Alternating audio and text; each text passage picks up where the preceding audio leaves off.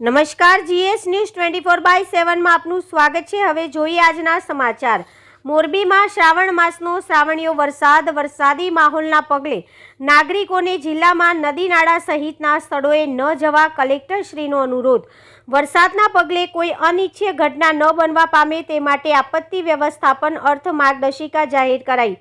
મોરબી જિલ્લામાં શ્રાવણ માસનો શ્રાવણીયો વરસાદ પડી રહ્યો છે અને વરસાદી મોસમમાં મંડાણ થયા છે, ત્યારે વરસાદી પાણીના નિકાલ બંધ થઈ ગયા હોવાથી રોડ ઉપર અને નીચાણવાળા વિસ્તારોમાં પાણી ભરાઈ ગયા હતા। ત્યારે હળવદ તાલુકામાં માણસો સાથે ટ્રેક્ટર નદીમાં તણાયું, તેના પગલે જિલ્લાના નાગરિકોએ નદી, નાળા, તળાવ, ડેમ સાઇટ કે અન્ય કોઈ પણ પાણી ભરાતું હોય તેવા સ્થળો ન જવા માટે અને આ બાબતે યોગ્ય તકેદારી રાખવા માટે જિલ્લા કલેક્ટર શ્રી કે.બી. ઝવેરીના માર્ગદર્શન હેઠળ જિલ્લા આપત્તિ વ્યવસ્થાપન દ્વારા માર્ગદર્શિકા બનાવવામાં આવી છે। આ બાબતે વાત કરીએ તો સમગ્ર રાજ્યની સાથે મોરબી જિલ્લામાં પણ લાંબા વિરામ બાદ ફરી મેઘરાજાએ ધમાકેદાર એન્ટ્રી કરી છે। છેલ્લા 24 કલાકમાં જ સમગ્ર જિલ્લામાં નોંધપાત્ર વરસાદ પડ્યો છે। જિલ્લાના લગભગ તમામ નદી, નાળા, તળાવ અને ડેમમાં મોટા પ્રમાણમાં પાણીની આવક થઈ રહી છે। આ સ્થળોએ કોઈ વ્યક્તિ ન જાય અને કોઈ પણ દુર્ઘટના બનવા ન પામે તે માટે વહીવટી તંત્ર દ્વારા વિવિધ પગલાં લેવામાં આવી રહ્યા છે। ઉપરાંત રસ્તાઓ પરથી પસાર થતા હોય ત્યારે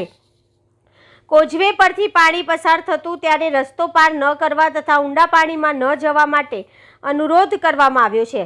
ચાચાપર ગામે નદી કાંઠે રહેણાંક મકાનની નદી તરફ ધોવાણ થવાના કારણે પડી ગઈ છે। ગામના સરપંચ સહિત ગામના લોકો ભેગા થઈ ગયા છે, ત્યારે આજે સવારથી જ વરસાદ પડી રહ્યો હોય લોકો ઘરોમાં પુરાઈ રહ્યા છે, તો કોઈ વરસાદની મોજ લેવા ચાલુ વરસાદમાં બહાર નીકળી ગયા હતા અને પલળીને પોતપોતાના ઘરે પરત ફર્યા હતા। એકંદરે શ્રાવણ માસ અને જન્માષ્ટમી પર્વ સમયે જ વરસાદ પડી રહ્યો હોવાથી લોકોમાં પણ આનંદ વર્તાઈ રહ્યો છે।